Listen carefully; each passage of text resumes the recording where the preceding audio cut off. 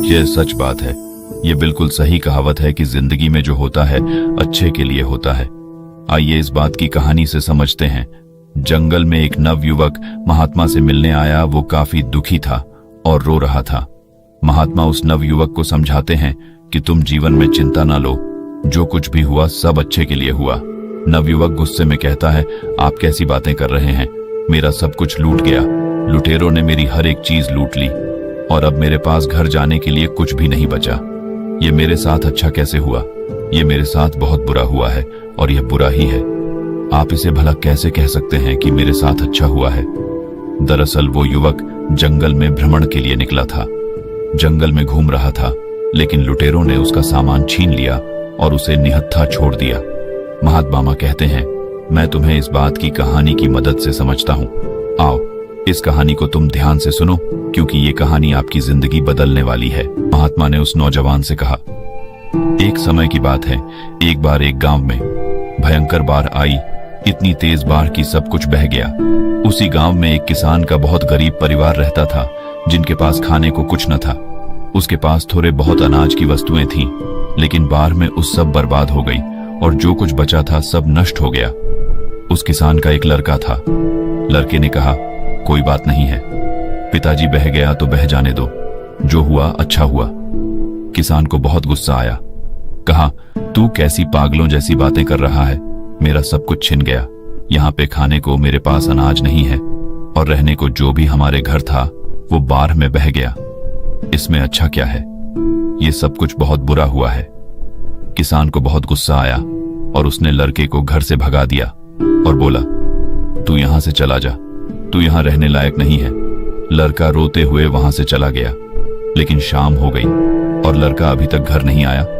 किसान को यह बात समझ में आई कि उसने गलत कह दिया, लेकिन वो कर भी क्या सकता था।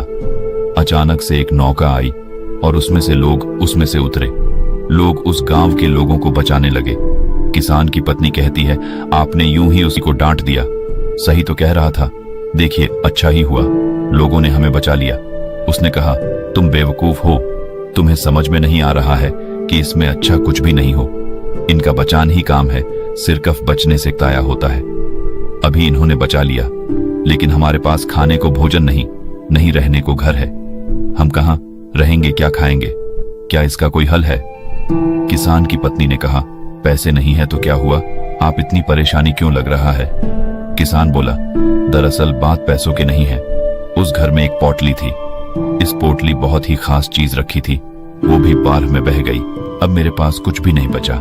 किसान की पत्नी बोली, ऐसा क्या था उस पोटली में? किसान ने कहा, मैं तुम्हें अवश्य बताता, लेकिन अब जब वो है ही नहीं तो उसको बताने का क्या तात्पर्य? धीरे धीरे समय गुजरता रहा। उस किसान ने लोगों से मांगकर जीवन यापन करना शुरू किया, लेकिन ऐसा भला कब तक काम चलता? इस साल उसे खेतों में भी अच्छी फसल नहीं लगी थी। वो बहुत परेशान और चिंतित था। उसे कुछ समझ नहीं आ रहा था, क्या करा जाए। एक शाम को अपनी पत्नी से बैठकर बातें कर रहा था तो उसकी पत्नी ने बोला, चिंता करने से क्या होगा? आप नगर में जाके कोई और काम तलाश क्यों नहीं करते हैं? थोड़े समय बाद कुछ न कुछ रोजी रोटी के लिए धन इकट्ठा तो हो ही जाएगा। उसी के सहारे हम अपना काम चला लेंगे। आप परेशान मत होइए, मैं भी बगल के घरों में जाकर काम किया करूंगी। कुछ धन तो आएगा, इससे जीवन जीना आसान हो जाएंगे। किसान ने कहा, बात तो सही है। अगले दिन वह किसान काम की तलाश में शहर गया। नगर हर गलियों में कुछ काम ढूंढने लगा कि कोई उससे कोई काम दे, लेकिन कहीं किसी ने कोई काम नहीं दिया। अब वो चिंता की मारे और परेशान होने लगा कि कैसे काम चलेगा और कैसे अपने परिवार का पालन पोषण करेगा। उसके पास घर नहीं है।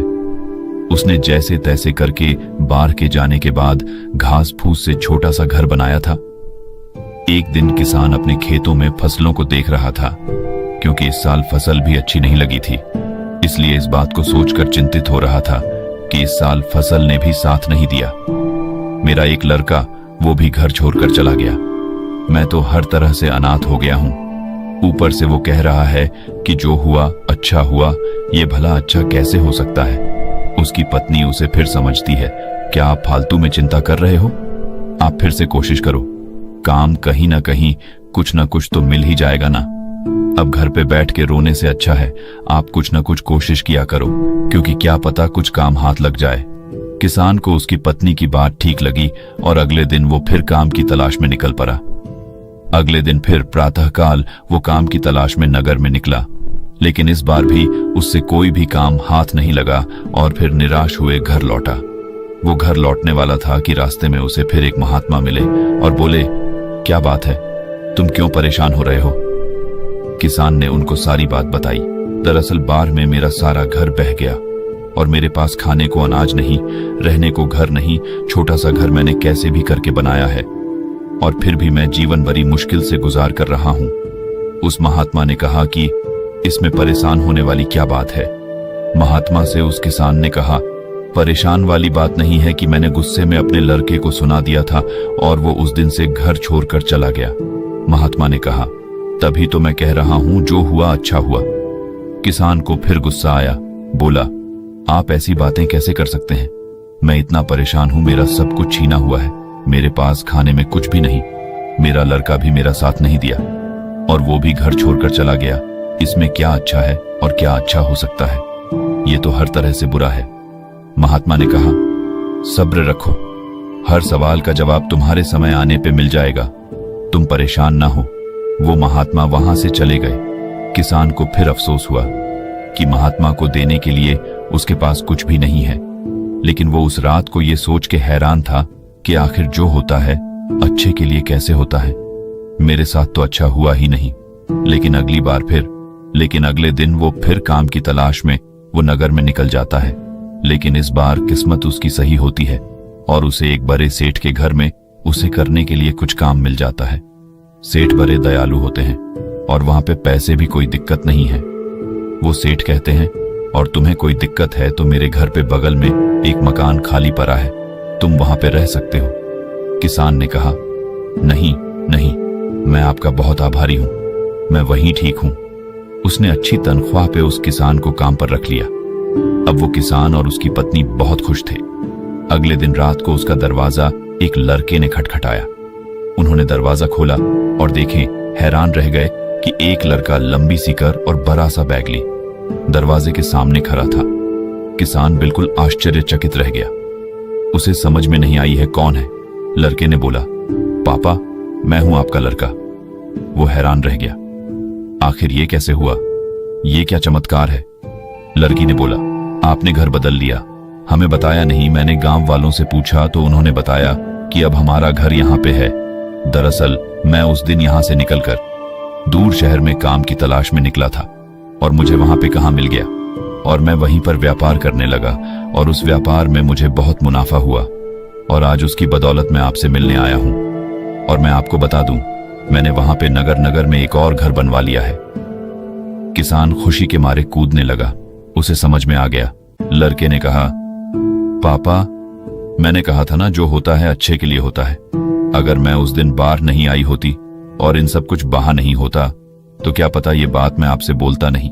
अगर ये बात मैं ना बोलता तो आप मुझे घर से बाहर नहीं भगाते और ना ही मैं रोजगार के लिए नगर में तलाश करता। किसान ने कहा, हाँ, मुझे ये बात समझ में आ गई, ये बिल्कुल सही बात है।